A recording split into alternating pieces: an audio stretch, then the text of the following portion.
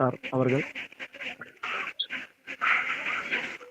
നമുക്കറിയാം, federation of the blind കേരളത്തിലെ കാഴ്ചയില്ലാത്തവർ ഇന്ന് അനുഭവിക്കുന്ന എല്ലാ അവകാശങ്ങൾക്ക് പിന്നിലും പ്രവർത്തിച്ച ചാലക ശക്തിയാണ് എന്ന് മാത്രമല്ല, ആ അവകാശങ്ങൾ നേടിയെടുക്കും വരെ പോരാട്ടം നയിച്ച ഒരു മഹാപ്രസ്ഥാനവും കൂടിയാണ്. പ്ലീസ്, ആ വാഹനത്തിൽ പോകുന്ന ആൾ ഒന്ന് മ്യൂട്ട് ചെയ്യൂ, പ്ലീസ് പ്ലീസ്. ഇന്ന് നമ്മുടെ മഹത്തായ സംഘടനയുടെ, മഹത്തായ പ്രസ്ഥാനത്തിന്റെ 57ാമത് സ്ഥാപക ദിനമാണ്. പിന്നിട്ട വഴികളിൽ പോരാട്ടത്തിന്റെ ഉജ്ജ്വലമായ ഏടുകൾ രചിക്കുന്നതിനിടെ പലതും നഷ്ടപ്പെട്ട പലരുമുണ്ട്. മഹാനായ ജോർജ് കുട്ടി കാരേപ്പറമ്പിലിനെ പോലെ ഈ പ്രസ്ഥാനത്തിന് വേണ്ടി ജീവിതം തന്നെ ഒഴിഞ്ഞുവെച്ച ഒരുപാട് മഹത്തുക്കളുണ്ട്. അവരുടെ എല്ലാവരുടെയും സ്മരണയ്ക്ക് മുന്നിൽ ഒരു നിമിഷം ആദരാഞ്ജലി, മൗനപ്രാർത്ഥന നടത്തിക്കൊണ്ട് നമുക്ക് ഇന്നത്തെ ഈ പരിപാടി തുടങ്ങാം.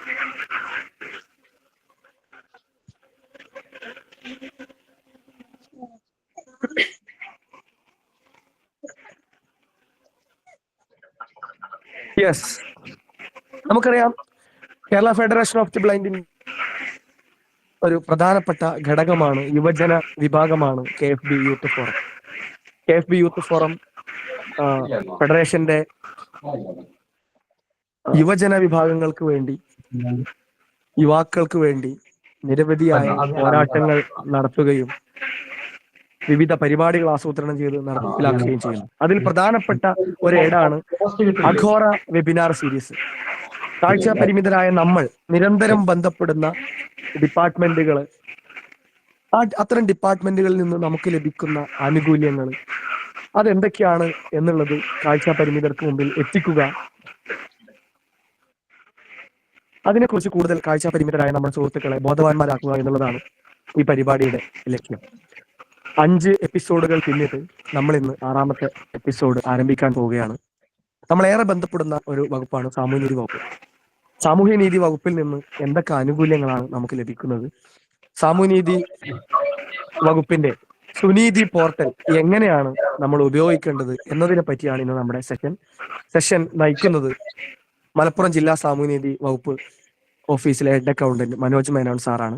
ഈ പരിപാടിയിലേക്ക് ഔപചാരികമായി എല്ലാവരെയും സ്വാഗതം ചെയ്യുന്നതിനായി KFB യൂത്ത് ഫോറത്തിന്റെ ഏറെ ബഹുമാനിയായ വൈസ് പ്രസിഡന്റ് കുമാരി കാവ്യയെ ക്ഷണിക്കുന്നു.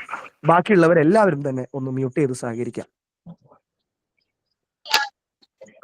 ഹലോ, ഞാൻ ഓഡിബിൾ ആണോ?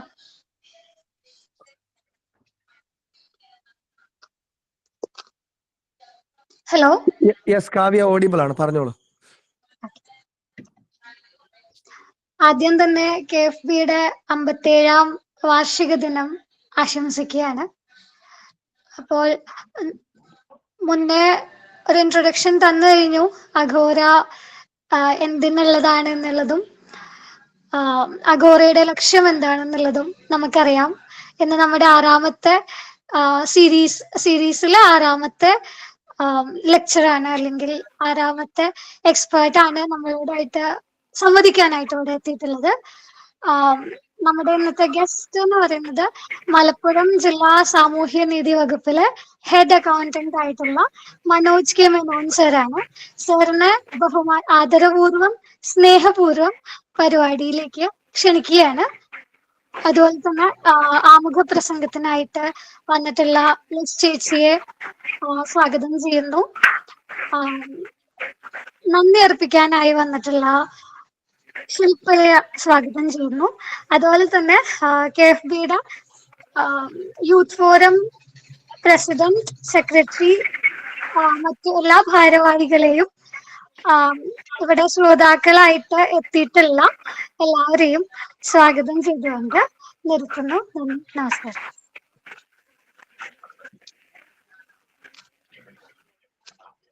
Thank you Kavya.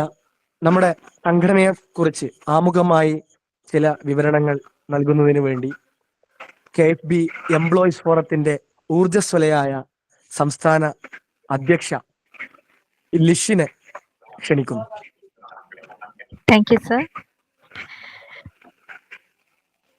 നമ്മുടെ Kerala federation of the blind youth forum president, secretary, അതുപോലെ നമ്മുടെ ഈ ഒരു പ്രോഗ്രാമിൽ നമുക്ക് ക്ലാസ് എടുക്കാൻ വന്ന മനോജ് കെ മേനോൻ സർ, മറ്റ് KFB ഭാരവാഹികളെ, എന്നെ ശ്രവിക്കുന്ന മറ്റ് KFB അംഗങ്ങളെ, എല്ലാവർക്കും നമസ്കാരം. ഇന്ന് കേരള ഫെഡറേഷൻ ഓഫ് ദി ബ്ലൈൻഡിന്റെ സ്ഥാപക ദിനം കൂടിയാണ്. 1967 ഇത്തരത്തിലൊരു സ്ഥാപനം ആരംഭിക്കുന്ന സമയത്ത് ഭിന്നശേഷിക്കാർക്കോ പ്രത്യേകിച്ച് കാഴ്ചാപരിമിതർക്കോ നമ്മുടെ സമൂഹത്തിൽ യാതൊരു പരിഗണനയും കിട്ടാതിരുന്ന ഒരു കാലത്ത് കുറച്ച് അന്ന് ആ കാലഘട്ടത്തിലെ കുറച്ച് യുവാക്കൾ ചേർന്ന് തുടങ്ങിയ കാഴ്ചാപരിമിതർക്ക് വേണ്ടി തുടങ്ങിയ ഒരു സംഘടനയാണ് Kerala federation of the blind. അതുപോലെ അന്നത്തെ യുവജനങ്ങളെ പോലെ തന്നെ ഇന്നും യുവജനങ്ങളാണ് നമ്മുടെ സംഘടനയുടെ ബലം. സംഘടനയുടെ മാത്രമല്ല, നമ്മുടെ രാജ്യത്തിന്റെയും ശക്തിയും രാജ്യത്തിന്റെ സ്വത്തും യുവജനങ്ങളാണ്. അതുകൊണ്ട് തന്നെ യുവജനങ്ങളാണ് നമ്മുടെ ഇന്ത്യയെയും നയിക്കുന്നത്. അതിൽ നമ്മുടെ കാഴ്ചാപരിമിതരായ ആൾക്കാർക്ക് വേണ്ടിയിട്ട് നിരവധി പരിപാടികളാണ് Kerala federation of the blind youth forum നടത്തിക്കൊണ്ടിരിക്കുന്നത്. ശ്രദ്ധേയമായ വിവിധ പരിപാടികൾ നടത്തുന്നതിൽ ഏറ്റവും പ്രധാനപ്പെട്ട ഒന്നാണ് അഗോറ. അതിന്റെ 6ാമത് പ്രോഗ്രാമാണ് നമ്മൾ ശ്രവിച്ചുകൊണ്ടിരിക്കുന്നത്.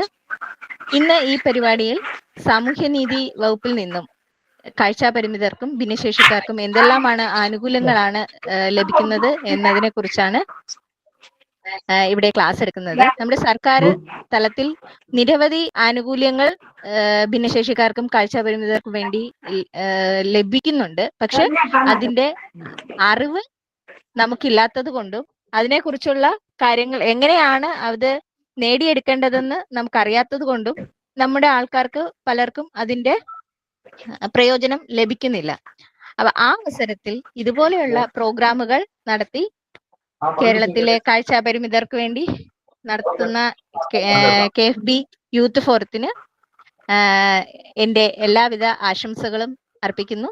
നമ്മുടെ ഈ ഒരു പ്രോഗ്രാമില് ഒരുപാട് നേരം പ്രസംഗിച്ച് സമയം കളയാൻ ഞാൻ ആഗ്രഹിക്കുന്നില്ല. നമ്മുടെ ഈ ഒരു പ്രോഗ്രാം വിജയകരമാകട്ടെ എന്ന് ആശംസിച്ചുകൊണ്ട് നിർത്തുന്നു. Thank you Liz. നമുക്കറിയാം, നമ്മൾ നേരത്തെ പറഞ്ഞ പോലെ തന്നെ ഏത് വകുപ്പുമായി നമ്മൾ ബന്ധപ്പെട്ടാലും നമ്മളുമായിട്ട് ഏറ്റവും ചേർന്ന് നിൽക്കുന്ന ഡിപ്പാർട്ട്മെന്റ് ഏതാണ്, വകുപ്പ് ഏതാണെന്ന് ചോദിച്ചാൽ ഒരു സംശയവുമില്ല, സാമൂഹ്യനീതി വകുപ്പാണ്. ഭിന്നശേഷിക്കാരുമായി ബന്ധപ്പെട്ട് എന്ത് ഉത്തരവുകൾ വരുമ്പോഴും അതിന്റെ ആത്യന്തികമായിട്ടുള്ള നമ്മുടെ ആ ഒരു അധികാരം നിലവിൽ സാമൂഹ്യനീതി വകുപ്പിനാണ്.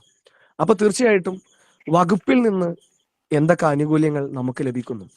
ഇപ്പോൾ എല്ലാ ആനുകൂല്യങ്ങൾക്കും നമ്മൾ അപ്രോച്ച് ചെയ്യേണ്ടത് വകുപ്പിന്റെ പോർട്ടലാണ്. ഈ സുനീതി പോർട്ടൽ എന്ന് പറഞ്ഞാൽ എന്താണ്? ഇത് നമ്മൾ അറിഞ്ഞിരിക്കേണ്ടതാണ്.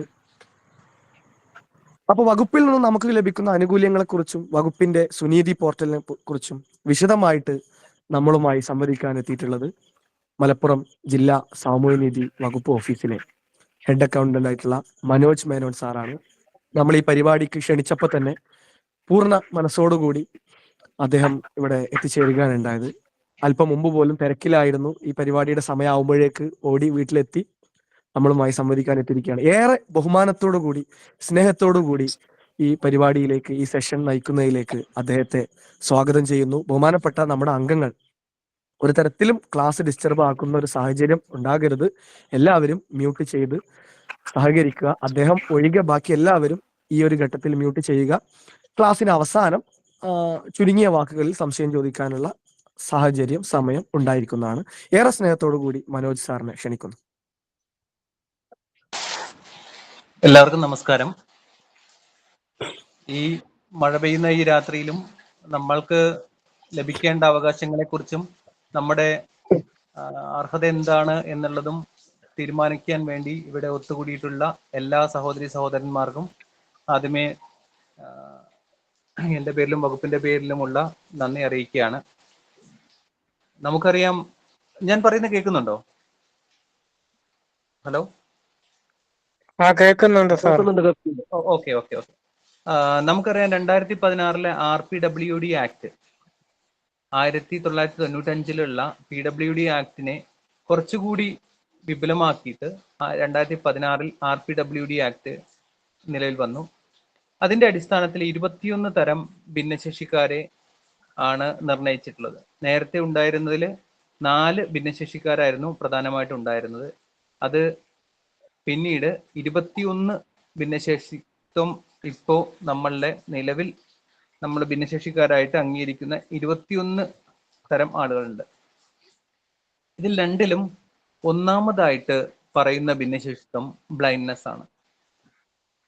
കാഴ്ച ഭിന്നശേഷിത്വം എന്ന് പറയുന്നത് വ്യക്തികൾക്ക് ഈ സമൂഹത്തിൽ അതിൻ്റെതായ ഒരു സ്ഥാനം തന്നെ ഭിന്നശേഷി മേഖലയിൽ ഉണ്ട്. അതെന്താണെന്ന് വെച്ച് കഴിഞ്ഞാൽ നമ്മൾക്ക് ലഭിക്കുന്ന അറിവുകളിൽ ഭൂരിപക്ഷവും കാഴ്ചയിലൂടെയാണ് എന്നുള്ളത് കൊണ്ട് കാഴ്ച പരിമിതി നേരിടുന്ന ആളുകൾക്ക് പ്രത്യേക സ്ഥാനം തന്നെ വകുപ്പും നമ്മുടെ രാജ്യവും നൽകി പോരുന്നുണ്ട്. അപ്പോ ഇനി ഭിന്നശേഷിക്കാരായ ആളുകൾക്ക് ലഭിക്കുന്ന ആനുകൂല്യങ്ങളെ കുറിച്ച് നമുക്ക് ഓരോ ആനുകൂല്യങ്ങൾ സാമൂഹ്യനീതി വകുപ്പ് വഴി നൽകുന്ന ആനുകൂല്യങ്ങളെ കുറിച്ച് ആണ് പറയാൻ പോകുന്നത്. ഓരോ ആനുകൂല്യങ്ങളെ കുറിച്ചും വിശദമായി പറയാം. അതില് ഓരോ പദ്ധതിയും ഇതിനു വേണ്ടിയിട്ട് വിഭാവനം ചെയ്തിട്ടുള്ള ഓരോ പദ്ധതിയും അത് എങ്ങനെയൊക്കെയാണ് നമുക്ക് ലഭിക്കുക, ഏതൊക്കെ തരത്തിലാണ് ഇതിന് നമ്മൾ അർഹത നേടേണ്ടത് എന്നുള്ള കാര്യം വിശദമായി പറയാം. അപ്പൊ അതിൽ ഓരോന്നിനും സംശയം ഉണ്ടെങ്കിൽ ആ സംശയം തീർത്ത് നമുക്ക് മുന്നോട്ട് പോവാം. ഓക്കെ, ഒന്നാമതായിട്ട് വിദ്യാകിരണം എന്ന് പറയുന്ന പദ്ധതിയാണ്. വിദ്യാകിരണം എന്ന് പറയുന്ന പദ്ധതി ഭിന്നശേഷിക്കാരായിട്ടുള്ള മാതാപിതാക്കളുടെ മക്കൾക്ക് വിദ്യാഭ്യാസത്തിന് വേണ്ടി ലഭിക്കുന്ന സ്കോളർഷിപ്പാണ്. മാതാപിതാക്കളിൽ ആരെങ്കിലും ഒരാൾ ഭിന്നശേഷിക്കാരനാണെങ്കിലും ഈ ആനുകൂല്യം അവർക്ക് ലഭിക്കും. വിദ്യാകിരണം സ്കോളർഷിപ്പ് ഓരോ സ്റ്റേജിലും, അതായത് 1ാം ക്ലാസ് മുതൽ PG തലം വരെ പഠിക്കുന്ന കുട്ടികൾക്കാണ് ലഭിക്കുക. ഓരോ സ്റ്റേജിലും ഇതിന്റെ നിരക്ക് വ്യത്യാസമുണ്ട്. 1ാം ക്ലാസ് മുതൽ 5ാം ക്ലാസ് വരെ ഒരു വർഷത്തിൽ 3000 രൂപയാണ് വിദ്യാകിരണം സ്കോളർഷിപ്പ് ആയിട്ട് ലഭിക്കുക. 6ാം ക്ലാസ് മുതൽ 10ാം ക്ലാസ് വരെ 5000 രൂപയും, +1 +2 ഹയർ സെക്കൻഡറി സ്റ്റേജിലാണ്, +1 +2 ക്ലാസ്സുകളിൽ 7500 രൂപയും, ഡിഗ്രി ക്ലാസ്സുകളിൽ 10000 രൂപയുമാണ് ലഭിക്കുന്നത്. PG ക്ലാസ്സിലും അതുപോലെ തന്നെ 10000 രൂപയാണ് ലഭിക്കുക. ഇതിനു വേണ്ടിയിട്ട് എല്ലാ ഭിന്നശേഷിക്കാരും അർഹരാണോ എന്ന് ചോദിച്ചു കഴിഞ്ഞാൽ അല്ല. BPL കാറ്റഗറിയിൽ പെടുന്ന ആളുകൾക്ക് മാത്രമാണ് സ്കോളർഷിപ്പ് ലഭിക്കാൻ അർഹതയുള്ളൂ. BPL കാറ്റഗറി എന്ന് പറയുമ്പോൾ നമ്മളുടെ റേഷൻ കാർഡിൽ ഉണ്ടാവും അല്ലേ, നമ്മളുടെ റേഷൻ കാർഡിന്റെ കളറ് നമ്മൾ APL ആണോ BPL ആണോ എന്ന് നിർണയിച്ചിട്ടുണ്ടാവും. നമ്മളുടെ വെളുത്ത കാർഡാണെങ്കിൽ അതിന് APL കാർഡായിട്ട് നമ്മൾ കരുതിയിട്ടുണ്ട്. അതായത് എബോവ് പോവർട്ടി ലൈനിലുള്ള ആളുകൾക്കാണ് ഈ വെള്ള കാർഡെല്ലാം കൊടുക്കുന്നത്. അതല്ലെങ്കിൽ നമ്മുടെ വാർഷിക വരുമാനം 1 ലക്ഷം രൂപയിൽ താഴെ ആയിരിക്കണം. അങ്ങനെയുള്ള ആളുകൾക്കാണ് ഈ സ്കോളർഷിപ്പ് ലഭിക്കാൻ അർഹതയുള്ളത്. സർക്കാരിന്റെ ഒരുവിധം എല്ലാ പദ്ധതികളും BPL കാറ്റഗറിയിൽപ്പെട്ട ആളുകളെ ഉദ്ദേശിച്ചുകൊണ്ട് മാത്രമാണ്. അവരെ നമ്മളുടെ സമൂഹത്തിലെ മറ്റ് വിഭാഗങ്ങൾക്ക് ഒപ്പം എത്തിക്കാൻ വേണ്ടിയുള്ള പരിശ്രമങ്ങളാണ് ഇതിലൂടെ വകുപ്പും സർക്കാരും ലക്ഷ്യമിടുന്നത്. ക്ലിയർ ആയോ? Hello okay sir, okay, clear ആണ്. ഓക്കെ, അപ്പൊ വിദ്യാകിരണം പദ്ധതിയിൽ എന്തെങ്കിലും സംശയം ഉണ്ടെങ്കിൽ അതെല്ലാം നിങ്ങൾക്ക് ഓർത്തു വെക്കാം. നമുക്ക് ഈ സെഷന്റെ അവസാനം ചോദിക്കാം. അങ്ങനെയാണോ? എന്താണ്?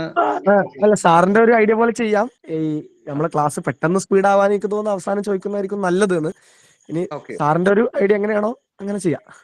ഓക്കെ, അങ്ങനെയാണെങ്കിൽ അവസാനം ചെയ്യാം അല്ലേ? ശരി, ഓക്കെ. രണ്ടാമതായിട്ട് നമ്മൾ പറയുന്ന അടുത്ത സ്കീം എന്ന് പറയുന്നത് വിദ്യാജ്യോതി സ്കോളർഷിപ്പ് ആണ്. വിദ്യാജ്യോതി എന്ന് പറഞ്ഞാൽ നമുക്കറിയാം, നമ്മളുടെ നാട്ടില് സൗജന്യ വിദ്യാഭ്യാസം ഏത് ക്ലാസ് വരെയാണ് കൊടുക്കുന്നതെന്ന് അറിയോ? 8ാം ക്ലാസ് വരെ 8ാം ക്ലാസ് വരെ, 8 വരെ. അതെ, 8ാം ക്ലാസ് വരെ നമുക്ക് സൗജന്യമായ വിദ്യാഭ്യാസമാണ് ഇവിടെ ലഭിക്കുന്നത്, അല്ലേ? അതായത് 6 വയസ്സ് മുതൽ 14 വയസ്സ് വരെയുള്ള കുട്ടികൾക്ക് നമ്മുടെ ഇന്ത്യ മഹാരാജ്യത്ത് സൗജന്യ വിദ്യാഭ്യാസം ലഭിക്കുന്നുണ്ട്. പക്ഷെ 8ാം ക്ലാസ് വരെ നമ്മൾ സൗജന്യ വിദ്യാഭ്യാസം എന്നുള്ളത് കൊണ്ട് ഉദ്ദേശിക്കുന്നത് നമുക്ക് അവിടെ സ്കൂളിലേക്ക് പോകുമ്പോൾ പുസ്തകങ്ങൾ സ്കൂളിൽ നിന്ന് ലഭിക്കും, യൂണിഫോം സ്കൂളിൽ നിന്ന് ലഭിക്കും. അതിന് നമ്മൾ പ്രത്യേകമായി പൈസ കൊടുക്കേണ്ടതില്ല. അതുപോലെ തന്നെ ഭക്ഷണം, സ്കൂളിലുള്ള ഭക്ഷണവും നമുക്ക് നമ്മുടെ കുട്ടികൾക്ക് ലഭിക്കും. അപ്പൊ ഈ സൗജന്യമായിട്ടുള്ള വിദ്യാഭ്യാസത്തിന്റെ കാര്യം പറയുമ്പോൾ 9ാം ക്ലാസ് മുതൽ നമ്മൾ പാഠപുസ്തകങ്ങൾക്കും യൂണിഫോമിനും പ്രത്യേകമായിട്ട് പൈസ കൊടുത്ത് വാങ്ങേണ്ടി വരുന്നുണ്ട്. അങ്ങനെ വാങ്ങേണ്ടി വരുമ്പോൾ അതൊരു ഭിന്നശേഷിക്കാരനായ വ്യക്തിക്ക് അല്ലെങ്കിൽ ഭിന്നശേഷിക്കാരിയായ കുട്ടിക്ക് ഇത് കുറച്ച് സാമ്പത്തികമായ പ്രയാസങ്ങൾ ഉണ്ടാക്കും എന്നുള്ളത് കൊണ്ട് ഭിന്നശേഷിക്കാരായ ആളുകൾക്ക് 9ാം ക്ലാസ്സിലും 10ാം ക്ലാസ്സിലും പാഠപുസ്തകങ്ങൾ വാങ്ങുന്നതിന് 1000 രൂപയും യൂണിഫോമിന് 1500 രൂപയുമാണ് സാമൂഹ്യനീതി വകുപ്പ് നൽകുന്നത്.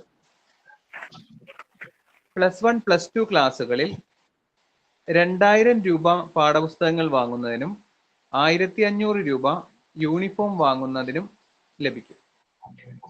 അപ്പോ നമ്മൾ പറഞ്ഞത് 9ാം ക്ലാസ്സിലും 10ാം ക്ലാസ്സിലും 1000ഉം 1500ഉം ചേർത്ത് 2500 രൂപ നമുക്ക് ലഭിക്കും. +1, +2 2000ഉം 1500ഉം ചേർത്ത് 3500 രൂപ നമുക്ക് ലഭിക്കും. കൂടാതെ ഡിഗ്രി ക്ലാസ്സിലും PG ക്ലാസ്സിലും നമുക്ക് യൂണിഫോമിനായിട്ടുള്ള അലവൻസ്, യൂണിഫോം ഇടേണ്ടി വരില്ല ഡിഗ്രിക്കും PGക്കും, അതുകൊണ്ട് യൂണിഫോമിനായിട്ടുള്ള അലവൻസ് ഇല്ല. മറിച്ച് പാഠപുസ്തകങ്ങൾ വാങ്ങുന്നതിനായിട്ട് 3000 രൂപ ലഭിക്കും. ഓരോ വർഷത്തിലും ഈ 3000 രൂപ വെച്ച് കിട്ടും. അപ്പോ ഡിഗ്രിയിൽ പഠിക്കുന്ന കുട്ടിക്ക് ആദ്യത്തെ വർഷം 3000, രണ്ടാമത്തെ വർഷം 3000, മൂന്നാമത്തെ വർഷവും 3000. PG ക്ലാസ്സിൽ പഠിക്കുന്ന കുട്ടിക്ക് ആദ്യത്തെ വർഷവും 3000, രണ്ടാമത്തെ വർഷവും 3000. അങ്ങനെയാണ് വിദ്യാജ്യോതി സ്കോളർഷിപ്പിന് തുക ലഭിക്കുക. ഇതും BPL കാറ്റഗറിയിൽ പെട്ടിട്ടുള്ള ആളുകൾക്ക് ലഭിക്കുന്ന സ്കോളർഷിപ്പാണ്. മൂന്നാമതായി ഭിന്നശേഷി സ്കോളർഷിപ്പാണ്. ഭിന്നശേഷിക്കാരനായ കുട്ടിക്ക് അല്ലെങ്കിൽ ഭിന്നശേഷിക്കാരിയായ കുട്ടിക്ക് നൽകുന്ന സ്കോളർഷിപ്പാണ് ഭിന്നശേഷി സ്കോളർഷിപ്പ്. നമ്മൾ നേരത്തെ പറഞ്ഞ വിദ്യാകിരണം സ്കോളർഷിപ്പിന്റെ ഏതാണ്ട് അതേ മാതൃകയിൽ തന്നെയാണ് തുക അനുവദിക്കുന്നത്. ചെറിയൊരു വ്യത്യാസം മാത്രമേ ഉള്ളൂ. 1ാം ക്ലാസ് മുതൽ 5ാം ക്ലാസ് വരെയാണ് വിദ്യാകിരണം സ്കോളർഷിപ്പിന് 3000 രൂപ നൽകിയിരുന്നെങ്കിൽ ഇവിടെ ഭിന്നശേഷി സ്കോളർഷിപ്പിലെ 1ാം ക്ലാസ് മുതൽ 4ാം ക്ലാസ് വരെയുള്ള കുട്ടികൾക്ക് 3000 രൂപയും 5ാം ക്ലാസ് മുതൽ 10ാം ക്ലാസ് വരെയുള്ള കുട്ടികൾക്ക് 5000 രൂപയും +1, +2 കുട്ടികൾക്ക് 7500 രൂപയും ഡിഗ്രി ക്ലാസ്സിൽ പഠിക്കുന്ന കുട്ടിക്കും PG ക്ലാസ്സിൽ പഠിക്കുന്ന കുട്ടിക്കും 10000 രൂപയുമാണ് നൽകി പോരുന്നത്. ഭിന്നശേഷി സ്കോളർഷിപ്പ് മുൻകാലങ്ങളിലൊക്കെ അതിന്റെ വരുമാന പരിധി 36,000 രൂപയായിരുന്നു നിശ്ചയിച്ചിരുന്നത്. എന്നാൽ അത് കാലം കഴിഞ്ഞപ്പോൾ ഒരുപാട് പ്രശ്നങ്ങൾ ഉണ്ടാക്കി, ഒരുപാട് പേർക്ക് ഭിന്നശേഷിക്കാരായ കുട്ടികൾക്ക് ഈ സ്കോളർഷിപ്പിന് അപേക്ഷിക്കാൻ കഴിയാതെ വന്നു. അതിന്റെ അടിസ്ഥാനത്തിൽ വകുപ്പ് ഇപ്പോൾ ഇതിന്റെ വാർഷിക വരുമാന പരിധി ഉയർത്തി 1 ലക്ഷം രൂപയിൽ താഴെ വരുമാനമുള്ള ആളുകൾക്ക് ഈ സ്കോളർഷിപ്പ് നൽകി പോരുന്നുണ്ട്. ഓക്കെ, അടുത്തത് വിദൂര വിദ്യാഭ്യാസ പദ്ധതിയാണ്. നമുക്കറിയാം നമ്മളുടെ നാട്ടിൽ സ്കൂളിലേക്ക് ചെന്ന് പഠിക്കാൻ കഴിയണമെങ്കിൽ ഒരുപാട് ബുദ്ധിമുട്ടുകൾ ഭിന്നശേഷിക്കാരായ വ്യക്തികൾ നേരിടുന്നുണ്ട്. അത് ഫിസിക്കൽ ബാരിയേഴ്സ് ആവാം, നമുക്ക് യാത്ര ചെയ്യാനുള്ള പ്രയാസങ്ങളാവാം, അതല്ലെങ്കിൽ നമ്മളുടെ മെന്റൽ ബാരിയേഴ്സ് ഉണ്ടാവും. നമുക്ക് അവിടെ ചെന്നിരിക്കുമ്പോൾ മറ്റുള്ളവർ നമ്മളെ കളിയാക്കുമോ, മറ്റു പലരുടെയും പരിഹാസമോ, അങ്ങനെയൊക്കെയുള്ള നമ്മൾ മറ്റുള്ളവരുടെ ഒപ്പം എത്താൻ കഴിയുന്നില്ല, അങ്ങനെയൊക്കെയുള്ള സ്വയം ഉണ്ടാക്കുന്ന കുറെ ഇൻഫീരിയോറിറ്റി കോംപ്ലക്സ് സാധാരണഗതിയിൽ ഒരു ഭിന്നശേഷിക്കാരനുണ്ടാവും. അപ്പൊ അങ്ങനെയുള്ള ആളുകൾക്ക് സ്കൂളിൽ പോയി പഠിക്കുന്നതിന് പകരം വിദൂര വിദ്യാഭ്യാസം, ഡിസ്റ്റൻസ് എഡ്യൂക്കേഷനിലൂടെ ഡിഗ്രിയും PGയും ഒക്കെ നേടാൻ കഴിയും.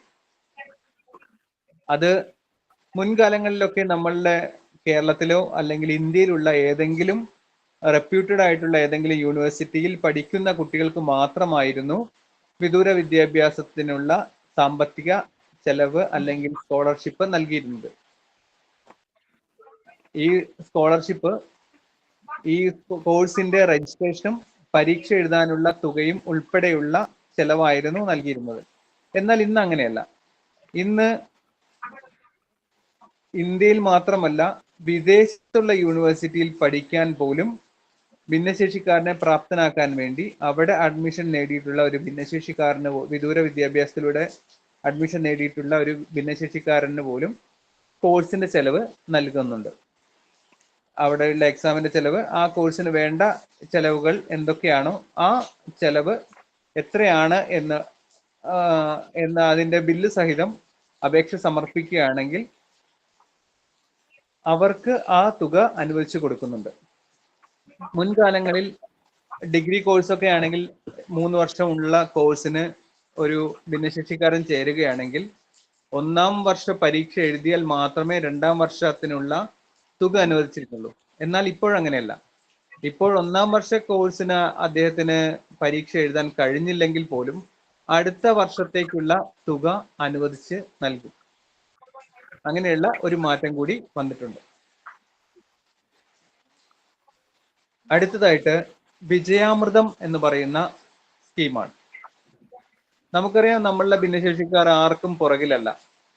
ബുദ്ധി കൊണ്ടാണെങ്കിലും മറ്റ് കഴിവുകൾ കൊണ്ടാണെങ്കിലും പല കാര്യങ്ങളിലും മികച്ചു നിൽക്കുന്ന ഒരുപാട് ഭിന്നശേഷിക്കാർ നമുക്കിടയിൽ തന്നെ ഉണ്ട്. ഡിഗ്രി ക്ലാസ്സുകളിൽ പഠിക്കുന്ന കുട്ടികൾക്ക് ആർട്സ് വിഷയങ്ങളിൽ 60% മാർക്കും അതിൽ കൂടുതലോ ലഭിക്കുകയാണെങ്കിൽ, അതുപോലെ തന്നെ സയൻസ് വിഷയങ്ങളിൽ 80% അതിൽ കൂടുതലോ മാർക്ക് ലഭിക്കുകയാണെങ്കിൽ അവരെ വകുപ്പ് ആദരിക്കും. 8000 രൂപയും സർട്ടിഫിക്കറ്റ്, പ്രശംസാപത്രവും അവർക്ക് നൽകും. അതുപോലെ തന്നെ PG ക്ലാസ്സിൽ പഠിക്കുന്ന കുട്ടിയാണെങ്കിൽ അവർക്ക് ആർട്സ് വിഷയമാണെങ്കിലും സയൻസ് വിഷയമാണെങ്കിലും 60% കൂടുതൽ മാർക്ക് നേടിയിട്ടുണ്ടെങ്കിൽ അവരെയും വകുപ്പ് ഇതുപോലെ അനുമോദിക്കും. അവർക്ക് നൽകുന്ന തുക 10000 രൂപയുടെ സ്കോളർഷിപ്പ് ആയിരിക്കും. ഈ പദ്ധതിയുടെ പേര് വിജയാമൃതം എന്നാണ്. ഓക്കെ, അടുത്തതായിട്ട് ശ്രേഷ്ഠം എന്ന് പറയുന്ന സ്കീമാണ്. കലാ കായിക മേഖലകളിൽ നല്ല മികവ് പുലർത്തുന്ന ഭിന്നശേഷിക്കാർ നമുക്കിടയിലുണ്ട്.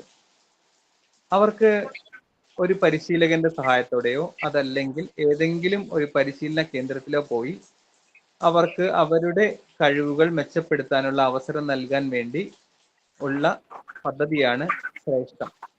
ഒറ്റത്തവണയായിട്ട് 10000 രൂപയാണ് ഇതിന് കൊടുക്കുക.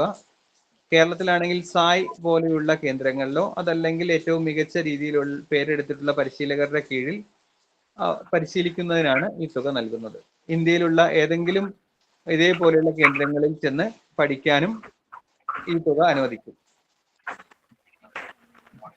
ഇനി കാഴ്ച പരിമിതിയുള്ള അഭിഭാഷകർക്ക്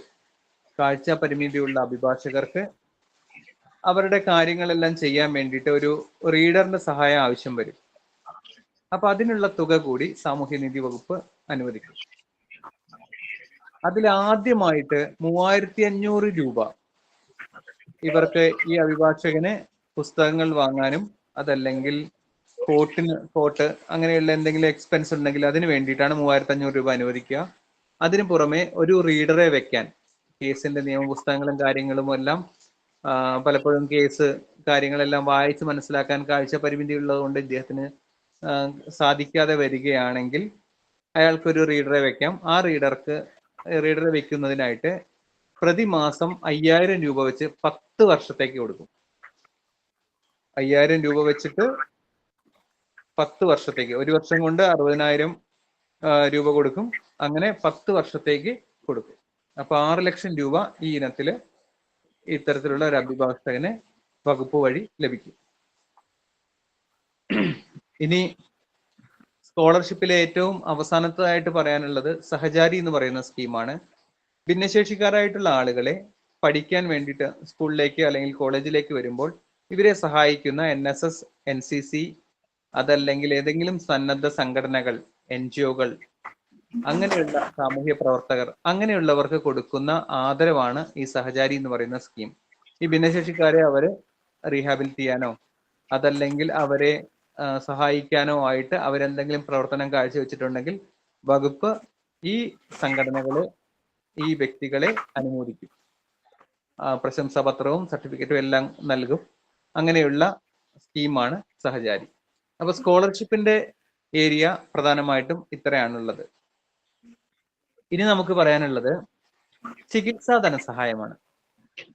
നമ്മൾ എപ്പോഴും ബുദ്ധിമുട്ടിലാവുന്ന, നമ്മളെ പ്രതിസന്ധിയിലാക്കുന്നത് നമുക്ക് എന്തെങ്കിലും ഒരു അസുഖം വരുമ്പോഴാണ് നമ്മൾ ലക്ഷ്യം വെച്ചിട്ടുള്ള പല കാര്യങ്ങളിലേക്ക് നമ്മൾക്ക് എത്തിച്ചേരാൻ സമയം കൂടുതൽ എടുക്കുന്നത്. അപ്പോൾ പ്രതിസന്ധി ഉണ്ടാകുന്നത് ഇങ്ങനെയുള്ള അവിചാരിതമായി വന്നു ഭവിക്കുന്ന ഓരോ പ്രശ്നങ്ങളായിരിക്കും.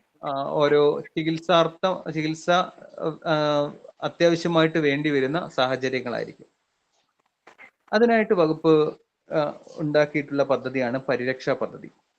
പരിരക്ഷാ പദ്ധതിയിൽ ഒരു അടിയന്തരമായിട്ട് ഏതെങ്കിലും ഒരു സാഹചര്യം നേരിടുകയാണെങ്കിൽ, ഫോർ എക്സാമ്പിൾ ഇപ്പോൾ നിങ്ങൾ റോഡിലൂടെ ആരെങ്കിലും ഭിന്നശേഷിക്കാരനായ ഒരു വ്യക്തി നടന്നു പോവുകയാണ്, അദ്ദേഹത്തിനെ ഏതെങ്കിലും ഒരു ചെറിയൊരു വണ്ടി വന്ന് ഇടിച്ചു കഴിഞ്ഞാൽ എത്രയും പെട്ടെന്ന് അദ്ദേഹത്തെ ഹോസ്പിറ്റലിലേക്ക് എത്തിക്കേണ്ടതുണ്ട്. അത് നാളേക്ക് വെക്കാൻ കഴിയില്ല. അപ്പൊ അടിയന്തരമായിട്ടൊരു സാഹചര്യം അവിടെ ഉണ്ടാവുകയാണ്. പലർക്കും ഫിക്സിന്റെ അസുഖമൊക്കെ ഉണ്ടാവാം. അപ്പൊ അങ്ങനെ ഉണ്ടാവുന്ന ഒരു അവസ്ഥയിലും ചിലപ്പോൾ പെട്ടെന്ന് തന്നെ ഹോസ്പിറ്റലിൽ എത്തിക്കേണ്ട സാഹചര്യം വരും. ഇനി അങ്ങനെ അല്ലെങ്കിൽ തീപ്പൊള്ളലേൽക്കാം. അതുപോലെ നമ്മുടെ കാലാവസ്ഥ പ്രശ്നങ്ങൾ കൊണ്ട് നാച്ചുറൽ കലാമിറ്റീസ് എല്ലാം നമുക്ക് പ്രശ്നങ്ങൾ പലപ്പോഴും സംഭവിക്കുന്നുണ്ട്. ഉരുൾപൊട്ടലോ അങ്ങനെ ഏതെങ്കിലും കാരണത്തിൽ ഒരു ഭിന്നശേഷിക്കാരൻ പ്രതികൂല സാഹചര്യത്തിൽ അകപ്പെടുകയാണെങ്കിൽ അദ്ദേഹത്തെ അവിടെ നിന്ന് രക്ഷിക്കാൻ വേണ്ടിയിട്ട് അദ്ദേഹത്തിന് ഹോസ്പിറ്റൽ ചെലവാണ് ആവശ്യമെങ്കിൽ ഹോസ്പിറ്റൽ ചെലവ് നൽകും. അല്ല, അദ്ദേഹത്തിന് മറ്റൊരു അഭയാർത്ഥി കേന്ദ്രത്തിലേക്ക് എത്തിക്കുകയാണ് വേണ്ടതെങ്കിൽ അങ്ങോട്ട് എത്തിക്കുക. കാരണം ഭിന്നശേഷിക്കാർക്ക് വേണ്ടിയിട്ടുള്ള സ്ഥാപനങ്ങൾ നമ്മളുടെ നാട്ടിലുണ്ട്. അപ്പോൾ അങ്ങനെയുള്ള സ്ഥാപനങ്ങളിലേക്ക് എത്തിക്കുകയാണ്. റീഹാബിലിറ്റേഷൻ ആണ് അവർക്ക് ആവശ്യമെങ്കിൽ അങ്ങനെ ചെയ്യും.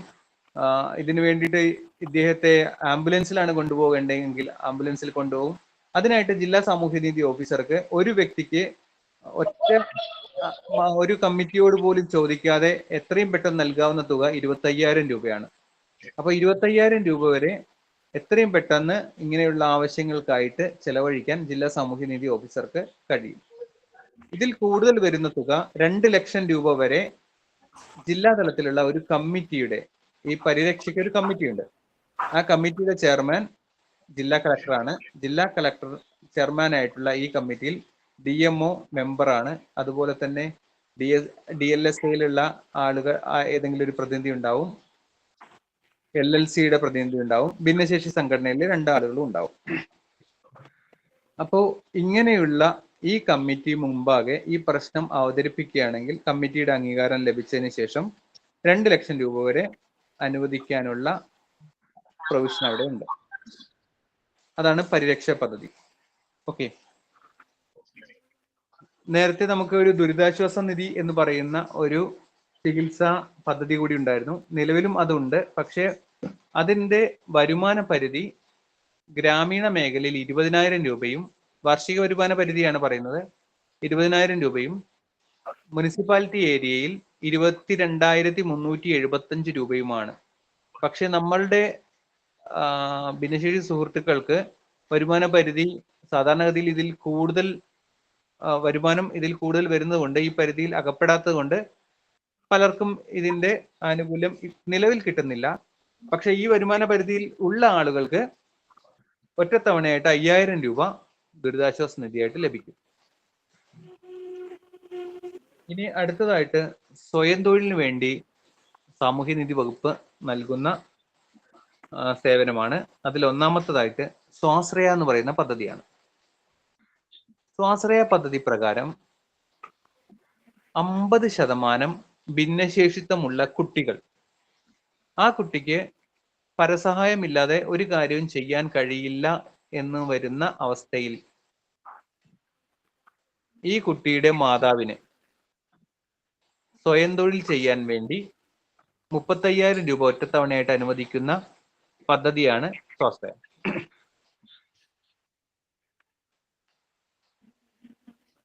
പരസഹായം ആവശ്യമുള്ള കുട്ടികളുള്ള അമ്മമാർക്ക് നൽകുന്ന സ്വയം തൊഴിൽ പദ്ധതിയാണ് സ്വാശ്രയ. പക്ഷെ എങ്ങനെയായിരിക്കണം? കുട്ടിക്ക് 50% അതിലധികമോ ഭിന്നശേഷിത്വം ഉണ്ടാവണം. കുട്ടിക്ക് മറ്റൊരാളുടെ സഹായമില്ലാതെ ഒന്നും ചെയ്യാൻ കഴിയാത്ത അവസ്ഥയായിരിക്കണം. ഈ അമ്മയ്ക്ക് ഒന്നുകിൽ അമ്മ വിധവയായിരിക്കണം, അതായത് ഭർത്താവ് മരിച്ചുപോയതോ അല്ലെങ്കിൽ ഭർത്താവ് ഉപേക്ഷിച്ചതോ, അല്ലെങ്കിൽ ഭർത്താവിന് ഇതുപോലെ തന്നെ കാര്യശേഷി ഇല്ലാത്ത ഒരു വ്യക്തിയോ, അതായത് വരുമാനം നേടാൻ കഴിയാത്ത ഒരു വ്യക്തിയോ ആയിരിക്കണം. അങ്ങനെയുള്ള ആളുകൾക്കാണ് സ്വാശ്രയ പദ്ധതി പ്രകാരം 35,000 രൂപ നൽകുന്നത്.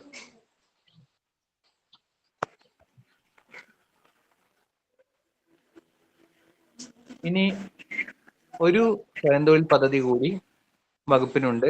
അതിന്റെ പേരാണ് സ്നേഹയാനം. നിങ്ങളെല്ലാവരും നാഷണൽ ട്രസ്റ്റ് ആക്ടിനെ കുറിച്ച് കേട്ടിട്ടുണ്ടാവും. 1999 നാഷണൽ ട്രസ്റ്റ് ആക്ട് പ്രകാരം 4 തരത്തിലുള്ള ഭിന്നശേഷിക്കാരെയാണ് നിർണയിച്ചിട്ടുള്ളത്. അതില് 4 തരത്തിൽ ഏതൊക്കെയാന്ന് ചോദിച്ചു കഴിഞ്ഞാൽ autism, cerebral palsy, mental retardation, multiple disability. ഈ 4 തരത്തിലുള്ള ആളുകൾ ഉള്ള അല്ലെങ്കിൽ ഈ 4 തരത്തിൽ ഏതെങ്കിലും ഭിന്നശേഷിക്കാരായ കുട്ടികളുള്ള മാതാവിന് അവര് ഭർത്താവ് ഉപേക്ഷിച്ചതോ വിധവയോ ആയിട്ടുള്ള സ്ത്രീ ആണെങ്കിൽ അവർക്ക് സൗജന്യമായിട്ട് ഇലക്ട്രിക് ഓട്ടോറിക്ഷ കൊടുക്കുന്ന പദ്ധതിയാണ് സ്നേഹയാനം.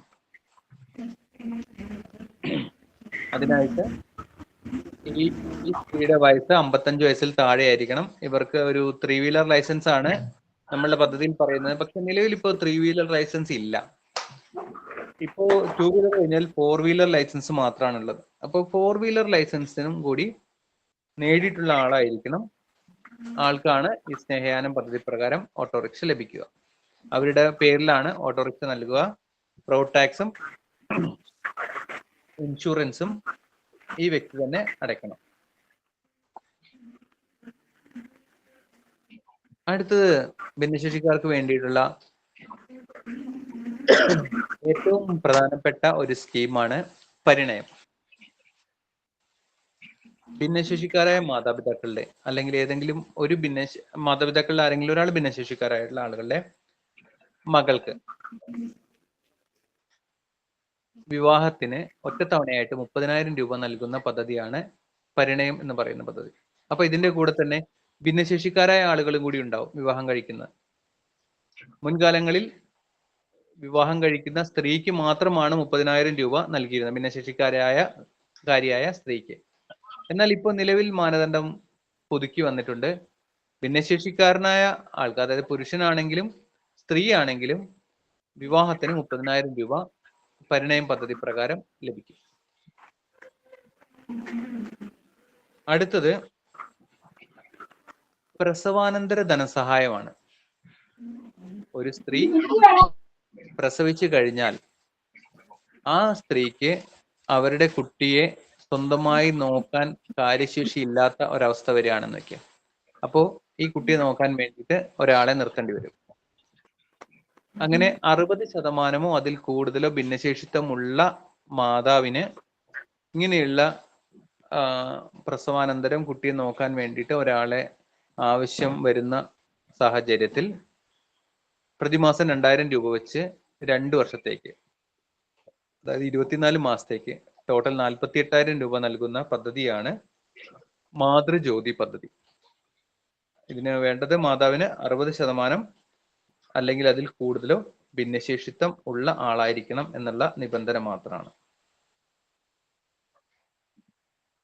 ഭിന്നശേഷിക്കാർക്കുള്ള സ്കീമുകൾ, ഏറ്റവും പ്രധാനമായിട്ടുള്ള സ്കീമുകൾ ഇത്രയൊക്കെയാണ്. ഇതിൽ എന്തെങ്കിലും സംശയം ഉണ്ടെങ്കിൽ ഓരോ കാര്യത്തിലും സംശയമുള്ള കാര്യങ്ങൾ ചോദിക്കാം. കൂടാതെ നമ്മളുടെ സുനിധി പോർട്ടലിനെ കുറിച്ച് കൂടി പറയാം. ഹലോ, കേൾക്കുന്നുണ്ടോ? കേൾക്കുന്നുണ്ട് സാർ. ഉണ്ടല്ലേ? ആ, ഓക്കെ. ഒരു മിനിറ്റ്, എവിടുന്നൊക്കെയോ ഡിസ്റ്റർബൻസ് വരുന്നുണ്ട്. ദയവായി എല്ലാവരും ഒന്ന് മ്യൂട്ട് ചെയ്യാം. സുനിധി പോർട്ടലിലൂടെ അപേക്ഷിക്കാവുന്ന സ്കീമുകളുടെ കാര്യം ഞാൻ ഓരോന്ന് പറയാം. വിദ്യാഗ്രഹണം പദ്ധതി സുനിധി പോർട്ടലിലൂടെ അപേക്ഷ നൽകാം. വിദ്യാജ്യോതി, ഭിന്നശേഷി സ്കോളർഷിപ്പ്, വിദൂര വിദ്യാഭ്യാസം, വിജയാമൃതം, പരിണയം, അതുപോലെ തന്നെ കാഴ്ച വൈകല്യമുള്ള അഡ്വക്കേറ്റുമാർക്കുള്ള ധനസഹായം, വികലാംഗ ദുരിതാശ്വാസ നിധി, മാതൃജ്യോതി, സ്വാശ്രയ, ഇത്രയും പദ്ധതികൾക്കും നമ്മളിപ്പോ പറഞ്ഞ എല്ലാ പദ്ധതികൾക്കും സുനിധി പോർട്ടലിലൂടെ അപേക്ഷ നൽകാവുന്നതാണ്. ഇതില് വരാത്തത് പരിരക്ഷ എന്ന് പറയുന്ന പദ്ധതി മാത്രം സുനിധി പോർട്ടലിലൂടെ നമുക്ക്, അതായത് ചികിത്സാ ധനസഹായത്തിനുള്ള പദ്ധതിയാണ്, അത് നമുക്ക് സുനിധി പോർട്ടലിലൂടെ അപേക്ഷ നൽകാൻ കഴിയില്ല. കാരണം നമ്മൾ ചികിത്സയ്ക്ക് വേണ്ടിയിട്ട് അടിയന്തര സാഹചര്യത്തിൽ നമ്മൾ ഒരു ഹോസ്പിറ്റലിൽ പോകുന്നു, അങ്ങനെ ചികിത്സ നേടുന്നു. അപ്പൊ അതിന്റെ ബില്ലുകളെല്ലാം കൂടി ആണ് സമർപ്പിക്കേണ്ടത്. അത് ഓഫീസിൽ നേരിട്ടോ അതല്ലെങ്കിൽ ദൂതൻ കൈവശമോ അതല്ലെങ്കിൽ പോസ്റ്റൽ വഴിയോ എത്തിക്കണം. സുനിധി പോർട്ടലില് രജിസ്റ്റർ ചെയ്യാൻ വേണ്ടിയിട്ട് ഭിന്നശേഷിക്കാരന് ആരാണോ, അതായത് ആരാണോ ഗുണഭോക്താവ്, അദ്ദേഹത്തിന്റെ പേരിലാണ് രജിസ്റ്റർ ചെയ്യേണ്ടത്.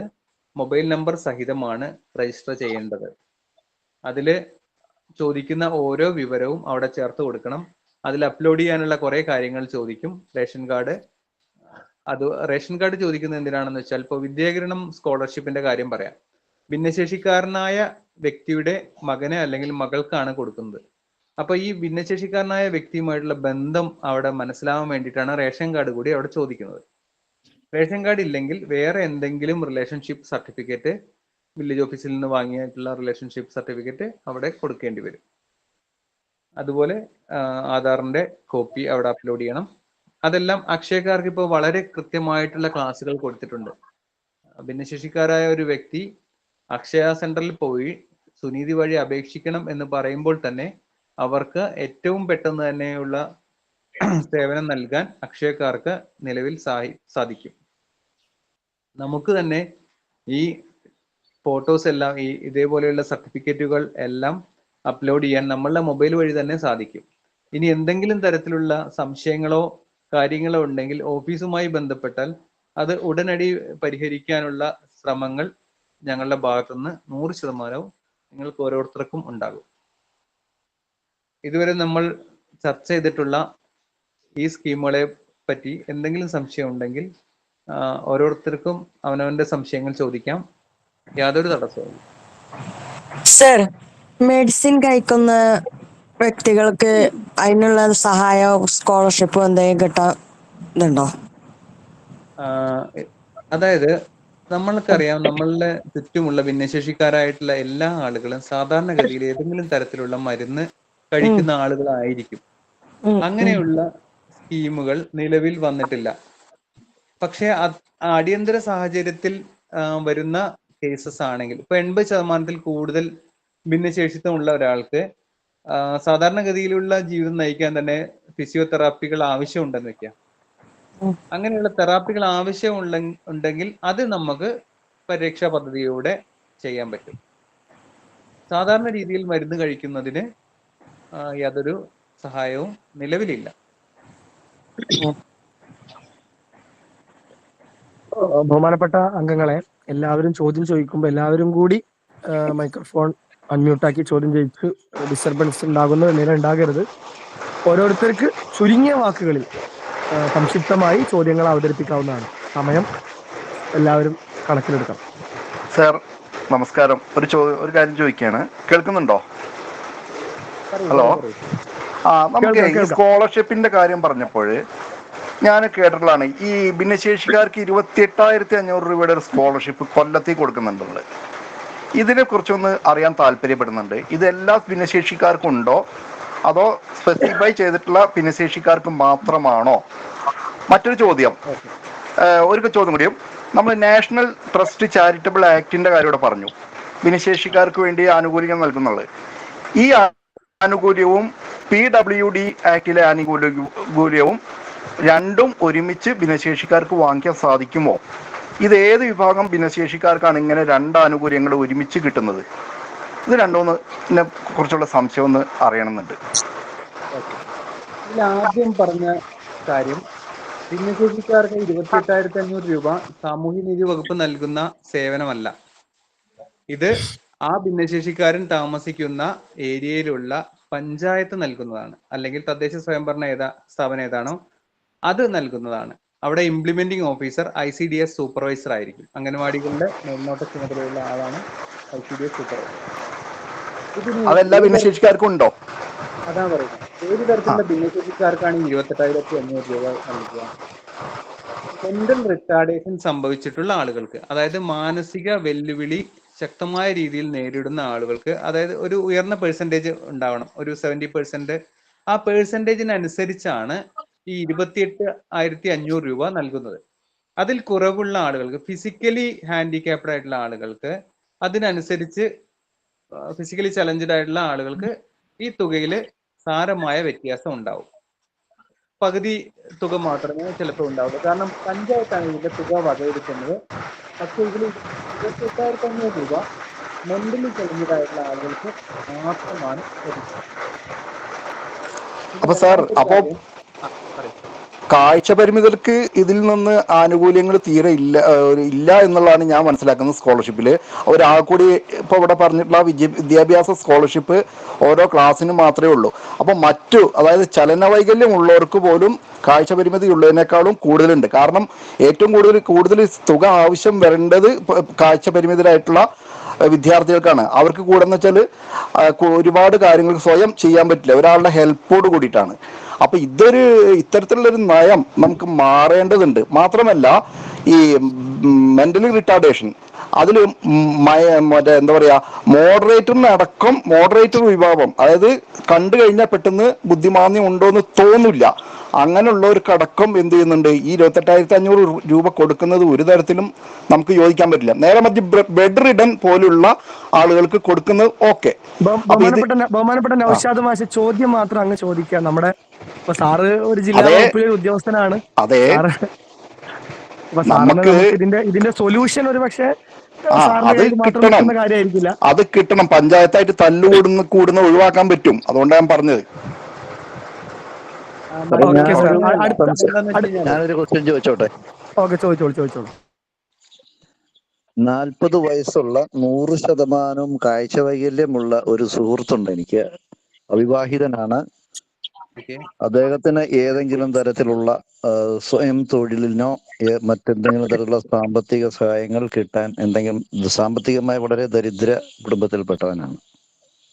ഓക്കെ, സ്വയം തൊഴിലിനുള്ള സാഹചര്യം ഞാൻ സാറിനോട് നേരത്തെ തന്നെ പറഞ്ഞ പോലെ നമ്മൾ സാമൂഹ്യനീതി വകുപ്പില് സ്വയം തൊഴിൽ നൽകുന്നത് ഭിന്നശേഷിക്കാരായ കുട്ടികളെ നോക്കുന്ന അമ്മമാർക്കാണ്. അവർക്ക് മറ്റൊരു തൊഴിലിലും പോകാൻ കഴിയില്ല എന്നുള്ളത് കൊണ്ടാണ് അങ്ങനെ കൊടുക്കുന്നത്. വിധവയായിട്ടുള്ള ഒരു സ്ത്രീക്ക് ഈ കുട്ടിയുടെ സംരക്ഷണത്തിന് വേണ്ടി ഫുൾ ടൈം നിൽക്കേണ്ടി വരും. അപ്പോൾ ഇവർക്ക് ആട് വളർത്താനോ കോഴി വളർത്താനോ അതല്ലെങ്കിൽ തയ്യലിനോ വേണ്ടി ഒരു സ്വയം തൊഴിൽ കണ്ടെത്താൻ വേണ്ടി മാത്രമാണ് ഈ 35,000 രൂപ നൽകുന്നത്. അത് തിരിച്ചടക്കേണ്ടാത്ത തുകയാണ്. എന്നാൽ വികലാംഗക്ഷേമ കോർപ്പറേഷൻ, ഇപ്പൊ ഭിന്നശേഷി കോർപ്പറേഷൻ പുനർനാമകരണം ചെയ്തിട്ടുള്ള സ്ഥാപനം വഴി ലോൺ ലഭിക്കും. അത് ഭിന്നശേഷിക്കാരായിട്ടുള്ള എല്ലാ വ്യക്തികൾക്കും ലഭിക്കും. 50% കൂടുതൽ ഭിന്നശേഷിത്വമുള്ള ആളുകൾക്ക് ലഭിക്കും.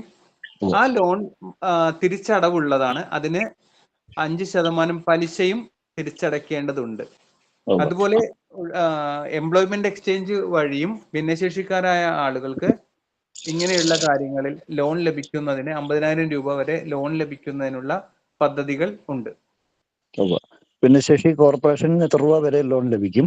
ഭിന്നശേഷി കോർപ്പറേഷൻ സത്യത്തിൽ നേരിട്ട് ലോൺ നൽകുന്നതല്ല. ഭിന്നശേഷി കോർപ്പറേഷൻ റെക്കമെൻഡേഷൻ ആണ് നൽകുന്നത് ബാങ്കിന്. അതായത് നമ്മളൊരു ബാങ്കിനെ സമീപിച്ചിട്ടുണ്ടെങ്കിൽ ബാങ്ക് നമ്മളോട് പറയാണ് 13% പലിശയാണ് നിങ്ങൾക്ക് ഇങ്ങനെ ലോൺ എടുക്കാൻ എന്ന് നമ്മളുടെ പ്രോപ്പർട്ടി ഏതെങ്കിലും അവിടെ വെച്ചിട്ട് നമ്മൾ ലോൺ എടുക്കുമ്പോൾ 13% എന്ന് പറയുമ്പോൾ ആ ലോണിന്റെ പലിശയാണ് അവിടെ കുറച്ച് തരുന്നത് ഫലത്തില്. Okay, thank you sir. Hello, നമസ്കാരം. പറയൂ. ഹലോ സാർ, ഭിന്നശേഷി പെൻഷനുമായി ബന്ധപ്പെട്ടിട്ട് ഒരു സംശയം ചോദിക്കാനായിട്ടായിരുന്നു. ഓക്കെ. ഒരു വീട്ടില് 2 ഭിന്നശേഷിക്കാരുണ്ടെന്ന് വിചാരിക്കുക. അപ്പൊ രണ്ടുപേരും ഭിന്നശേഷി പെൻഷൻ വാങ്ങിക്കുന്ന ആളുകളാണ്. അതിൽ ഒരാൾക്ക് എയ്ഡഡ് മേഖലയിൽ ജോലി ലഭിച്ചു. അപ്പോ പിന്നെ അയാൾക്ക് പെൻഷൻ പിന്നെ ലഭിക്കില്ലല്ലോ. അപ്പൊ മറ്റേ ആൾക്ക് എങ്ങനെയായിരിക്കും പെൻഷൻ പിന്നെ ലഭിക്കുമോ?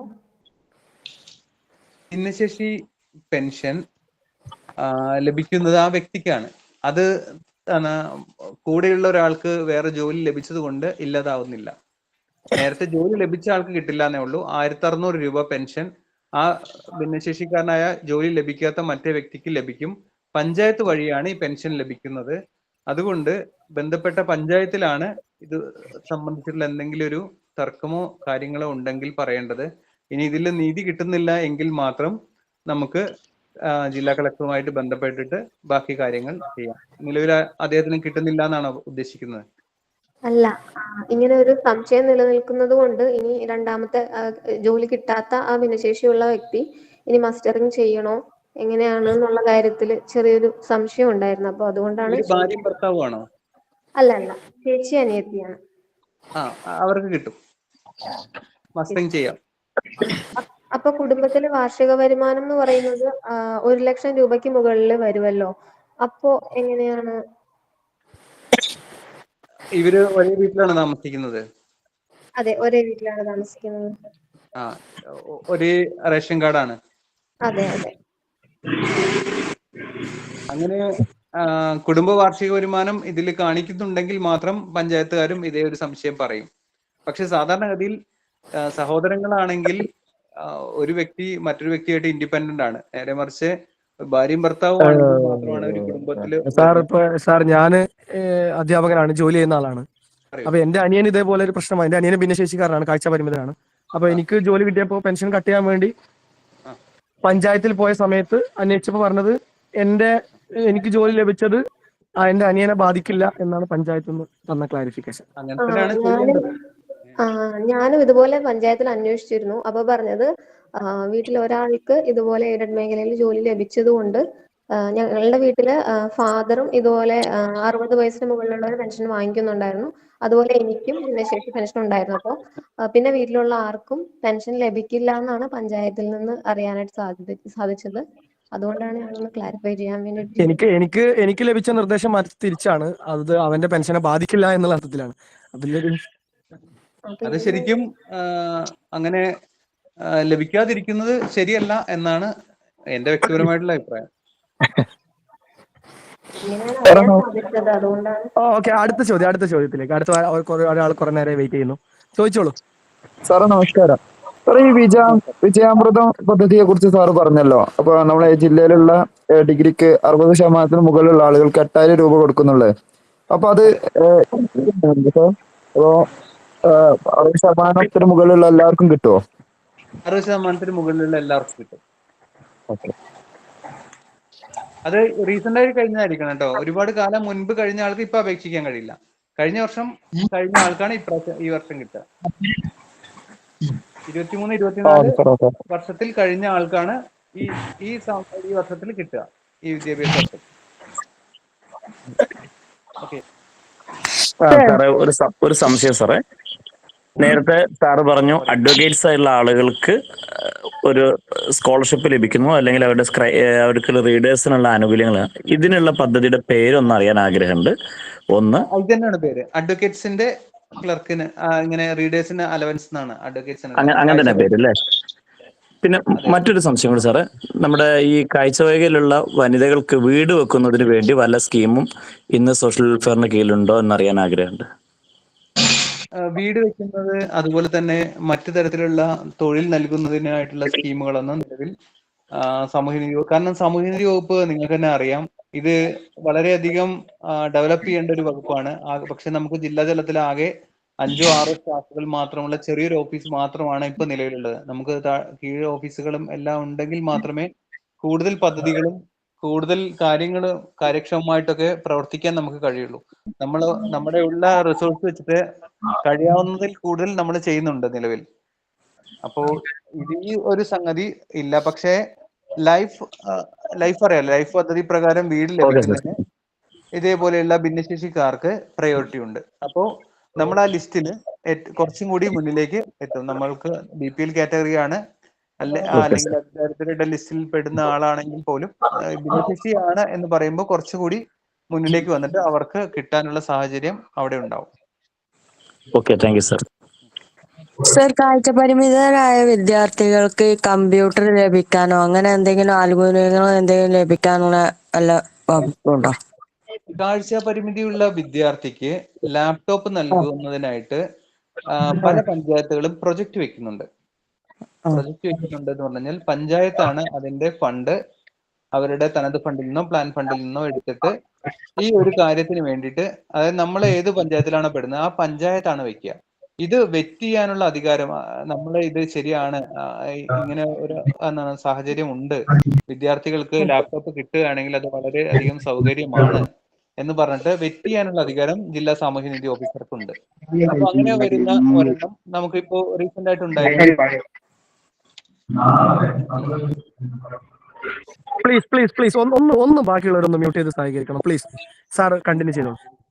അപ്പോൾ റീസെന്റ് ആയിട്ട് ഒരു പഞ്ചായത്തിന് അതുപോലെ തന്നെ കിട്ടിയിട്ടുണ്ടായിരുന്നു. അവര് SC കുട്ടികൾക്ക് എപ്രകാരമാണോ ലാപ്ടോപ്പ് വാങ്ങി നൽകുന്നത് SC ഡിപ്പാർട്ട്മെന്റ്, അതുപോലെ വെക്കാനുള്ള ഉദ്ദേശം വെച്ചിട്ട് ആ പഞ്ചായത്ത് ഇപ്പൊ നിലവിൽ അത് ഇംപ്ലിമെന്റ് ചെയ്യാണ്. സർ, അത് വിദ്യാർത്ഥികൾക്ക് മാത്രമേ കിട്ടുള്ളൂ അതോ എല്ലാ ഭിന്നശേഷിക്കാർക്കും കിട്ടുമോ? ഇല്ല, വിദ്യാർത്ഥികൾക്ക് മാത്രം. വിദ്യാർത്ഥികൾക്ക് മാത്രമേ ഉള്ളൂ അല്ലേ? Okay, thank you sir. Hello sir. അതെ, പിന്നെ ലാപ്ടോപ്പ് വിദ്യാർത്ഥികൾക്ക് മാത്രമല്ല, നമ്മുടെ ഓർഡറിൽ BPL APL വ്യത്യാസം കൂടാതെ എല്ലാ ഭിന്നശേഷി, അതായത് കാഴ്ചപരിമിതരായിട്ടുള്ള എല്ലാവർക്കും കൊടുക്കണം എന്നാണ് ആ ഓർഡറിലുള്ളത്. അപ്പൊ ആ സ്ഥിതിക്ക് എനിക്കടക്കം കിട്ടിയിട്ടുണ്ട്, ഞാൻ വിദ്യാർത്ഥിയല്ല. അപ്പൊ അതുകൊണ്ട് എല്ലാവർക്കും കൊടുക്കണം എന്നുള്ള ഒരു ഓർഡറാണ് എൻ്റെ അറിവിലുള്ളത്. പിന്നെ മറ്റൊരു കാര്യം, എനിക്ക് പഞ്ചായത്തിൽ നിന്ന് പഞ്ചായത്താണ് ഇത് തീരുമാനിക്കുന്നത്. അതെ, മറ്റൊരു കാര്യം, എന്റെ രണ്ടാമത്തെ ചോദ്യത്തിന് ഉത്തരം എനിക്ക് കൃത്യമായി കിട്ടിയില്ല. അതായത് NTC അതുപോലെ തന്നെ PWD ആക്ട്, ഇത് രണ്ടും ഏത് ഭിന്നശേഷിക്കാർക്കാണ് ആനുകൂല്യം കിട്ടുന്നത്? മറ്റൊരു കാര്യം കൂടി, ഈ നിരാമയ ഇൻഷുറൻസ് ഭിന്നശേഷിക്കാർക്കുള്ളതാണ്, അതിനെ കുറിച്ചൊന്നും അറിയണമെന്ന് താല്പര്യമുണ്ട്. ശരി, അപ്പൊ എല്ലാം കൂടി പറയാം. RPWD ആക്ട് 2016 വന്നു. അതിനു മുൻപ് ഭിന്നശേഷിക്കാരുടെ കാര്യങ്ങളെല്ലാം തീരുമാനിക്കപ്പെട്ടിരുന്നത് PWD ആക്ട് എന്ന് പറയുന്ന നമ്മളുടെ ഭിന്നശേഷിക്കാരെ പറ്റിയിട്ടുള്ള പേഴ്സൺസ് വിത്ത് ഡിസബിലിറ്റീസ് ആക്ട് 1995 നിയമമായിരുന്നു. ആ നിയമപ്രകാരം കാഴ്ച പരിമിതിയുള്ള ആളുകൾ ഉണ്ടായിരുന്നു. അതായത് അന്നെല്ലാം ഹാൻഡിക്യാപ്ഡ് എന്നാണ് പറഞ്ഞിരുന്നത്. അപ്പോ ആ ഹാൻഡിക്യാപ്ഡ് എന്നുള്ള പദം തന്നെ ഇപ്പൊ ഇല്ലാതായി മാറി. നമുക്ക് ഡിഫറൻ്റ്ലി ഏബിൾഡ് എന്നുള്ള പുതിയ പദം എല്ലാം പുതിയ ആക്ട് പ്രകാരം വന്നു. അപ്പൊ അന്ന് കാഴ്ച, കേൾവി, സംസാരം, പിന്നെ എല്ലാം ഫിസിക്കലി ഹാൻഡിക്യാപ്ഡ് ആയിരുന്നു. അതായത് ഉയരം കുറഞ്ഞ ആളുകള്, പോളിയോ ബാധിച്ചവര്, കയ്യോ കാലോ നഷ്ടപ്പെട്ടവര് എല്ലാം ഫിസിക്കലി ഹാൻഡിക്യാപ്ഡ് ആയിരുന്നു. അപ്പൊ ഈ 4 കാറ്റഗറി മാത്രമേ അന്ന് ഉണ്ടായിരുന്നുള്ളൂ.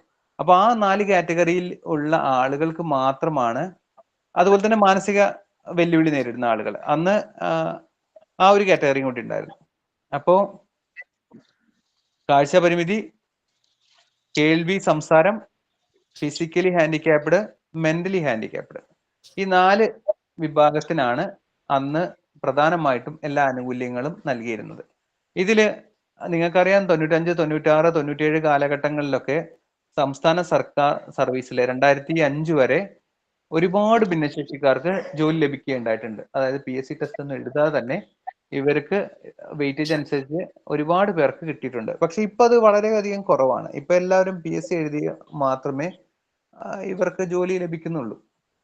അപ്പോൾ PSCക്ക് അങ്ങനെ ഒരു റൂളായി, റൊട്ടേഷൻ വൈസ് 100-ൽ 4% ഇപ്പോൾ ഭിന്നശേഷിക്കാർക്കുള്ള മുൻഗണന പ്രയോറിറ്റി നൽകുന്നത്. മുൻപ് അത് 3% ഇനി നാഷണൽ ട്രസ്റ്റ് ആക്ട് എന്ന് പറയുന്നത് 1999 ആക്ട് ആണ്.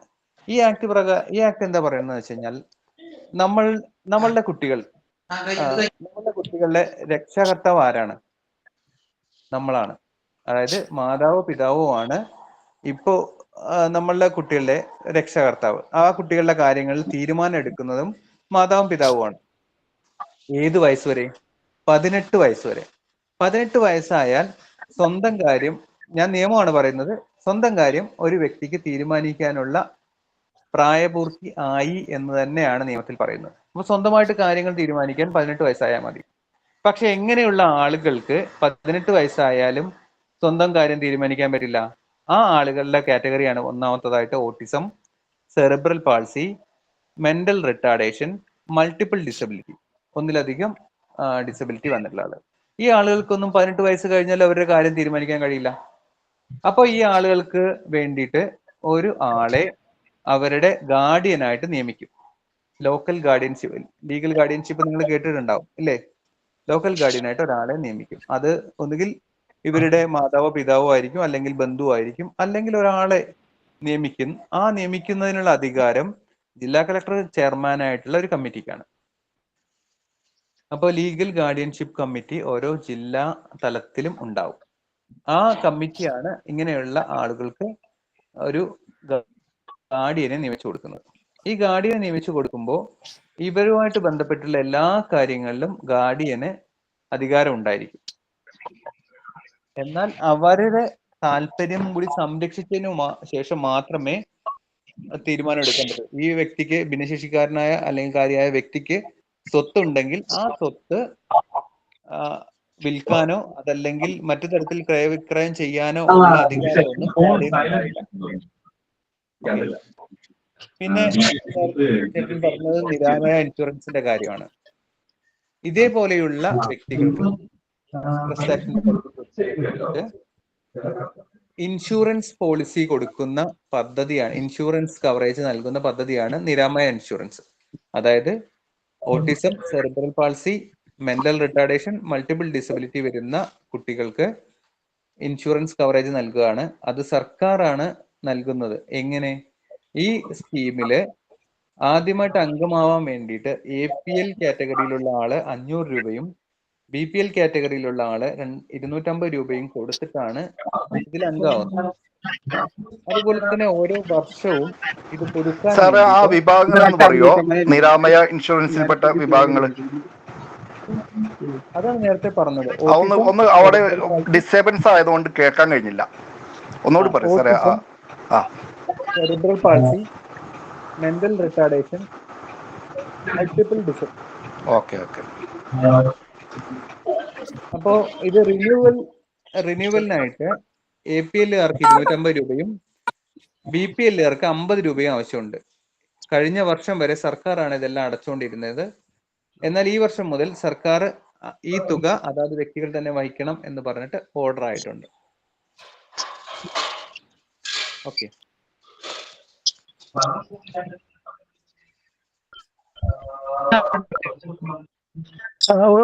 ഒരു നിമിഷം, ബഹുമാനപ്പെട്ട അംഗങ്ങൾ ശ്രദ്ധിക്കുക. നമ്മുടെ വിഷയം സാമൂഹ്യനീതി വകുപ്പാണ്. അപ്പൊ മറ്റു സംശയങ്ങൾ, ഇപ്പൊ പഞ്ചായത്തുമായി ബന്ധപ്പെട്ടും അങ്ങനെയുള്ള സംശയങ്ങൾ പരമാവധി ഒഴിവാക്കി വകുപ്പുമായി ബന്ധപ്പെട്ട സംശയങ്ങൾ ചോദിക്കാൻ ശ്രമിക്കുക. നമ്മൾ പഞ്ചായത്തിന്റെ ഒക്കെ ഒരു എപ്പിസോഡ് അഗോറയിൽ മുമ്പ് ചെയ്തിട്ടുണ്ടായിരുന്നു, LSJD ജോയിന്റ് ഡയറക്ടറെ കൊണ്ടുവന്നിട്ട്. അപ്പൊ അത് ശ്രദ്ധിക്കുക. വകുപ്പുമായി ബന്ധപ്പെട്ട സംശയങ്ങൾ ചുരുങ്ങിയ വാക്കിൽ ചോദിക്കാം. ചെറിയൊരു ഡൗട്ട് ചോദിച്ചോട്ടെ? ഹലോ, അതായത് ഈ ഭിന്നശേഷി കോർപ്പറേഷനില് ഇപ്പം സാർ പറഞ്ഞില്ലായിരുന്നു ഇൻട്രസ്റ്റ് റേറ്റ് കുറച്ച് കിട്ടുന്ന ലോണുകൾ റെക്കമെൻഡ് ചെയ്യുന്ന ഒരു സ്കീം. അതെ. അത് പേഴ്സണൽ ലോണുകൾക്ക് അവൈലബിൾ ആണോ? പേഴ്സണൽ ലോണ് അല്ല, സ്വയം തൊഴിലിനുള്ള. സ്വയം തൊഴിലിനാണല്ലോ അല്ലെ? അതെ, സ്വയം തൊഴിലിനാണ്.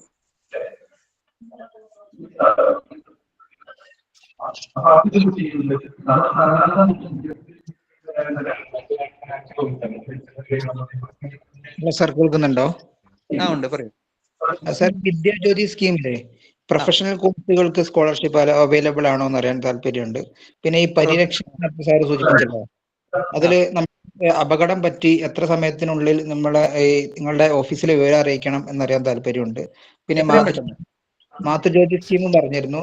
അത് ഈ നമ്മളെ പ്രസവം കഴിഞ്ഞ് എത്ര ദിവസത്തിന് ശേഷമാണ് ഈ സുരീതി പോർട്ടലിൽ അപ്ലോഡ് ചെയ്താലാണ് ഇത് കിട്ടുക എന്നുള്ളതും അറിയാൻ താല്പര്യമുണ്ട്.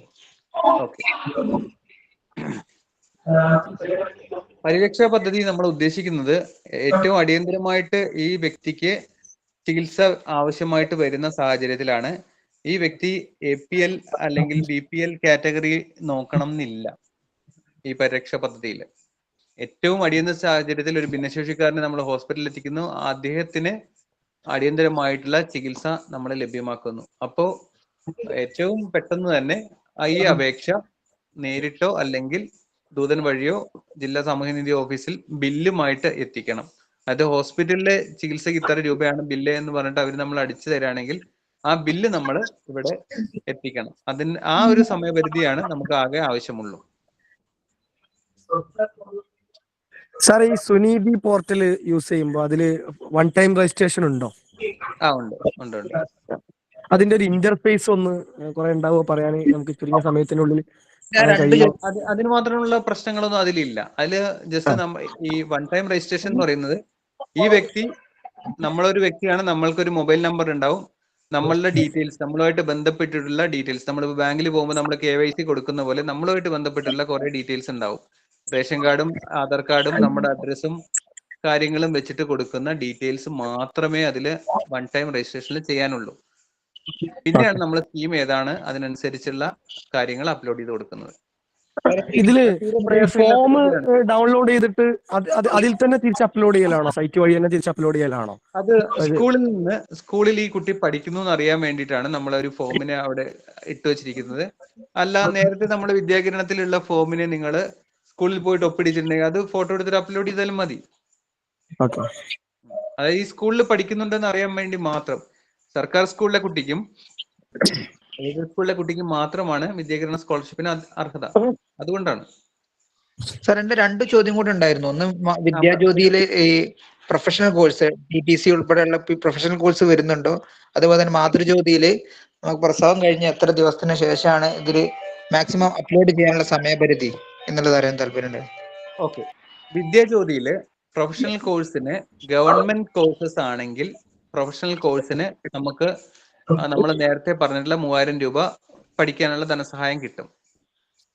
പക്ഷേ PPT പോലെയുള്ള കോഴ്സുകൾ ഗവൺമെന്റ് നടത്തുന്നുണ്ടോ എന്ന് എനിക്കറിയില്ല. കേരളത്തിൽ നടത്തുന്ന ഏതെങ്കിലും ഗവൺമെന്റ് കോഴ്സ് ആണെങ്കിൽ നമുക്കത് ലഭിക്കും. ഇനി രണ്ടാമതായിട്ട് പറഞ്ഞത് മാതൃജ്യോതിയുടെ കാര്യമാണ്. മാതൃജ്യോതിക്ക് പ്രസവശേഷം 6 മാസത്തിനുള്ളിൽ അപേക്ഷ സമർപ്പിക്കണം. ഓക്കെ, നമ്മുടെ സമയം ഏതാണ്ട് ആയിട്ടുണ്ട്. പെട്ടെന്ന് ഒരു 2 ചോദ്യം കൂടി ആർക്കെങ്കിലും ചോദിക്കുകയാണെങ്കിൽ ചുരുങ്ങിയ വാക്കുകളിൽ ചോദിക്കുക. നമ്മുടെ സമയം കവർ ചെയ്തു.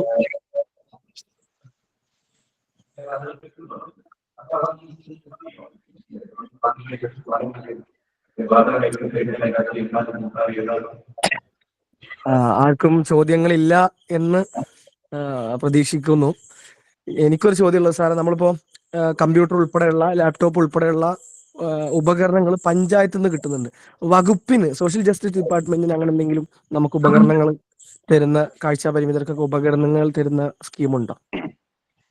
ഭിന്നശേഷിക്കാർക്ക് സഹായ ഉപകരണങ്ങൾ നൽകുന്ന സ്കീം നേരത്തെ ഉണ്ടായിരുന്നു. അതായത് ഇപ്പോ മൊബൈലിലെല്ലാം കൊടുത്തിരുന്നു. ടോക്കിംഗ്, നമുക്ക് കാഴ്ച പരിമിതിയുള്ള ആളുകൾക്ക് ജോയ്സ്റ്റിക്ക്, അതുപോലെ തന്നെ ഇത് നമ്മള് മൊബൈൽ ഉപയോഗിക്കുമ്പോൾ ടോക്കിംഗ് ആയിട്ടുള്ള ടൈപ്പ് മൊബൈൽസ്, അതുപോലെ മറ്റ് സ്റ്റിക്കുകൾ, പിന്നെ CP വീൽ ചെയർ, അങ്ങനെ മറ്റുള്ള കാറ്റഗറി ആളുകൾക്കും സഹായ ഉപകരണങ്ങൾ ഒരുപാടെണ്ണം കൊടുത്തിരുന്നു. പക്ഷെ നിലവിൽ സാമൂഹ്യനീതി വകുപ്പ് വഴി അങ്ങനെയൊന്നും കൊടുക്കുന്നില്ല. പകരം ഭിന്നശേഷി കോർപ്പറേഷൻ വഴിയും പഞ്ചായത്തിന്റെ ഈ സ്കീമുകൾ വഴി, പഞ്ചായത്തിന്റെ ഈ സ്കീമുകൾ വെക്കുന്നതെല്ലാം വെറ്റ് ചെയ്യാനുള്ള അധികാരം ജില്ലാ സാമൂഹ്യനീതി ഓഫീസർക്കാണ്. നിങ്ങൾക്ക് ഓരോ സാധനങ്ങൾ കിട്ടുന്നുണ്ടെങ്കിൽ അത് ജില്ലാ സാമൂഹ്യനീതി ഓഫീസർ കാണുന്നുണ്ട്. ഈ തരത്തിൽ ഈ പഞ്ചായത്ത് ഇത്ര രൂപ ഇത്ര ആളുകൾക്ക് വേണ്ടിയിട്ട് വെക്കുന്നുണ്ട്, സ്കീം പദ്ധതി വെക്കുന്നുണ്ട് എന്നുള്ളത് ജില്ലാ സാമൂഹ്യനീതി ഓഫീസർ അത് വിലയിരുത്തുന്നുണ്ട്. അതിനു വേണ്ടിയിട്ട് പ്ലാനിംഗ് ഓഫീസിൽ മീറ്റിങ്ങുകളും നടക്കുന്നുണ്ട്. പല പ്രൊജക്ടുകളും ഇന്നോവേറ്റീവായിട്ട് നവീനമായിട്ടുള്ള രീതിയിൽ ഉണ്ടാക്കിയിട്ടുള്ള പല പ്രൊജക്ടുകൾക്കും അംഗീകാരം കൊടുക്കുന്നത് ജില്ലാ സാമൂഹ്യനീതി ഓഫീസറാണ്. അപ്പോ ഈ 2 തരത്തിലാണ് പ്രധാനമായിട്ടും വരുന്നത്. പിന്നെ കേന്ദ്ര സർക്കാരിന്റെ ഒരു അടിപ്പുള്ള സ്കീമുണ്ട്, അസിസ്റ്റീവ് ഡിവൈസസ് ആണത്. ആ തരത്തിലും കേന്ദ്ര സർക്കാരിന്റെ ആ പദ്ധതിയും ഇവിടെ ഇംപ്ലിമെന്റ് ചെയ്യുന്നത് സാമൂഹ്യനീതി വകുപ്പ് വഴിയാണ്. അതായത് നമ്മളാണ് ക്യാമ്പ് സംഘടിപ്പിക്കുക. ക്യാമ്പ് സംഘടിപ്പിച്ചിട്ട് ഓരോരുത്തർക്കും ആവശ്യം എന്താണ് എന്നുള്ളത് വിലയിരുത്തിയിട്ട് ഇപ്പോ ഒന്നും വേണ്ട, കാഴ്ച പരിമിതിയുള്ള ലോ വിഷൻ കാറ്റഗറിയിലുള്ള ആളുകൾക്ക് കണ്ണട നൽകുന്ന പരിപാടി ഉണ്ടായിരുന്നു. പല പഞ്ചായത്തുകളും വെച്ചിട്ടുള്ളതാണ്. അതുപോലും തീരുമാനിച്ച് വെറ്റ് ചെയ്യുന്നത് ജില്ലാ സാമൂഹ്യനീതി ഓഫീസറാണ്. സഹായ ഉപകരണങ്ങൾ നിങ്ങൾക്ക് ലഭിക്കുന്നുണ്ടെങ്കിൽ അത് ഒരു തരത്തിൽ അല്ലെങ്കിൽ മറ്റൊരു തരത്തിൽ സാമൂഹ്യനീതി വകുപ്പുമായി ബന്ധപ്പെട്ട ശേഷമാണ് നിങ്ങൾക്ക് എത്തുന്നത്.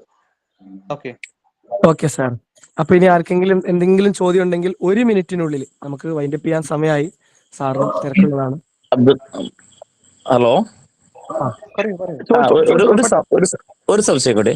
നമ്മൾ നേരത്തെ പറഞ്ഞു അഡ്വക്കേറ്റ്സിന് നമ്മൾ റീഡേഴ്സ് അലവൻസ് ഉൾപ്പെടെയുള്ള ആനുകൂല്യങ്ങൾ സോഷ്യൽ വെൽഫെയർ കൊടുക്കുന്നുണ്ടെന്ന് പറഞ്ഞു. അതുപോലെ എഡ്യൂക്കേഷൻ ഡിപ്പാർട്ട്മെന്റിൽ എഇഒ ഡിഒ ആയി വർക്ക് ചെയ്യുന്ന അല്ലെങ്കിൽ HMs ആയി വർക്ക് ചെയ്യുന്ന ആളുകൾക്ക് വല്ല സ്കീമുകൾ ഉണ്ടോ എന്ന് അറിയാൻ ആഗ്രഹമുണ്ട്. എഇഒ ഡിഒ ആയിട്ട് വർക്ക് ചെയ്യുന്ന ഒരാൾക്ക് BPL കാറ്റഗറിയിൽ വരും അവര്? ഏത് സാറേ? BPL കാറ്റഗറിയിൽ ഒരിക്കലും വരില്ലല്ലോ അവര്. അല്ല, അഡ്വക്കേറ്റ്സിന് കൊടുക്കുന്ന സംശയം ചോദിച്ചാണ്. അഡ്വക്കേറ്റ്സ് അങ്ങനെയല്ല. അഡ്വക്കേറ്റ്സ് എന്ന് പറയുന്നത് ഇപ്പൊ ഒരു ഫീൽഡിൽ അവർക്ക് അഡ്വക്കേറ്റ് ആയിട്ട് പരിശീലനം ലഭിക്കുമ്പോൾ അവർക്ക് ആദ്യമേ വരുമാനം ഒന്നും ലഭിക്കില്ല. അവര് പഠിച്ചിറങ്ങിയിട്ടേ ഉള്ളൂ. പിന്നെ അവർക്ക് കേസ് ആദ്യം വായിച്ച് മനസ്സിലാക്കണമെങ്കിൽ, ഒരാള് പരാതി കൊടുത്തു കഴിഞ്ഞാൽ ഈ കേസുമായിട്ട് ബന്ധപ്പെട്ടിട്ട് അയാളുടെ നിയമപുസ്തകങ്ങൾ നോക്കണമെങ്കിൽ ഒക്കെ ഒരു റീഡറുടെ സഹായം വേണ്ടി വരും. അപ്പൊ ഇദ്ദേഹത്തെ ആദ്യത്തെ ഒരു 10 വർഷത്തേക്ക് സഹായിക്കുക എന്നുള്ള ഉദ്ദേശം മാത്രമാണ് സാമൂഹ്യനീതി വകുപ്പിന്. 10 വർഷം കഴിഞ്ഞാൽ അദ്ദേഹവും അത്യാവശ്യം വരുമാനം ഉണ്ടാക്കാനുള്ള പ്രാപ്തനാവും. അപ്പൊ അതിനുശേഷം പിന്നെ അയാളും BPL കാറ്റഗറി ആവില്ല. Okay sir.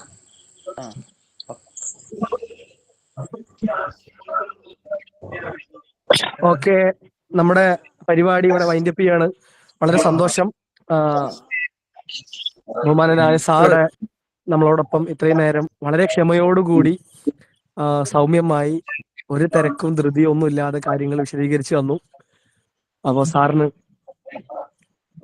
അതേപോലെ തന്നെ ഈ പരിപാടിയിൽ പങ്കെടുത്ത നമ്മുടെ ബഹുമാനപ്പെട്ട അംഗങ്ങൾ, KFBയുടെ യൂത്ത് ഫോറത്തിന്റെ ഉൾപ്പെടെയുള്ള വിവിധ തലത്തിലുള്ള ഭാരവാഹികൾ, എല്ലാവർക്കും ഔപചാരികമായി നന്ദി അറിയിക്കുന്നതിന് വേണ്ടിയിട്ട് KFB യൂത്ത് ഫോറത്തിന്റെ നിർവാഹക സമിതി അംഗമായിട്ടുള്ള കുമാരി ശില്പ രവിചന്ദ്രൻ, ശില്പയെ ക്ഷണിക്കുന്നു.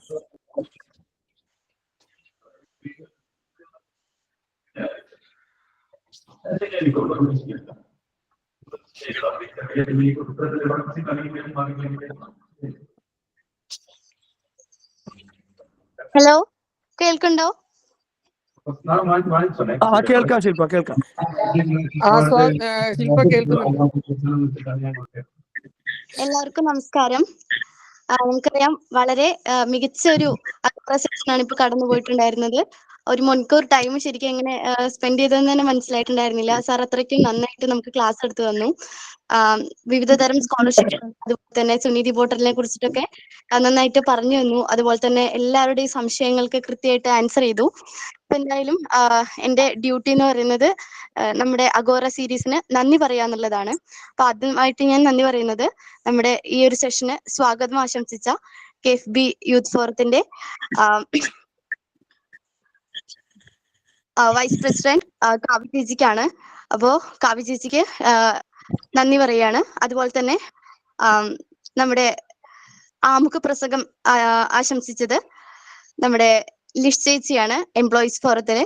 അപ്പോൾ ലിഷ് ചേച്ചിക്ക് നന്ദി പറയാണ്. അതുപോലെ തന്നെ നമ്മുടെ ക്ലാസ് ഹാൻഡിൽ ചെയ്തത് മനോജ് മേനോൻ സാറാണ്.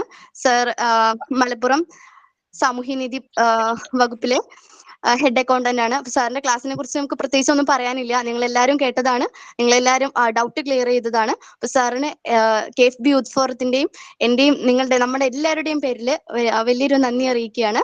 അതുപോലെ തന്നെ നമ്മുടെ KFB യൂത്ത് ഫോറത്തിലെ മറ്റ് എല്ലാ മെമ്പേഴ്സിനും, സെക്രട്ടറി, പ്രസിഡന്റ് ഉൾപ്പെടെയുള്ള എല്ലാ മെമ്പേഴ്സിനും നന്ദി പറയാണ്. അതിനപ്പുറത്ത് അൻസാർക്കൊക്കെ വലിയൊരു നന്ദിയുടെ ആവശ്യമുണ്ട്. കാരണം നമ്മുടെ അഗോറ സീരീസിൽ നിന്ന് ഇങ്ങനെ ഇത്രയും ഭംഗിയായിട്ട് നടക്കാൻ കാരണം അൻസാർക്കാണ്. അപ്പോ അൻസാർക്ക് എല്ലാവിധ നന്ദിയും പറയാണ്. അതുപോലെ തന്നെ നമ്മുടെ ഈ ക്ലാസ് വീക്ഷിക്കാനെത്തിയ നിങ്ങൾക്ക് എല്ലാവർക്കും KFB യൂത്ത് ഫോറത്തിന്റെ നന്ദി അറിയിച്ചുകൊണ്ട് ഞാൻ നിർത്തുകയാണ്. Thank you. ഓക്കെ, അപ്പൊ വളരെ സന്തോഷം.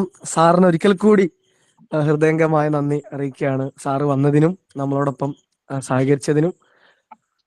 അപ്പൊ ഈ പരിപാടി ഔപചാരികമായിട്ട് പിരിച്ചുവിട്ടതായി അറിയിക്കുന്നു. നമ്മളെ സെഷൻ വൈൻഡപ്പ് ചെയ്യാണ് ഇവിടെ. ഓക്കെ, നന്ദി തിരിച്ചും പറയുന്നു. Okay, thank you sir.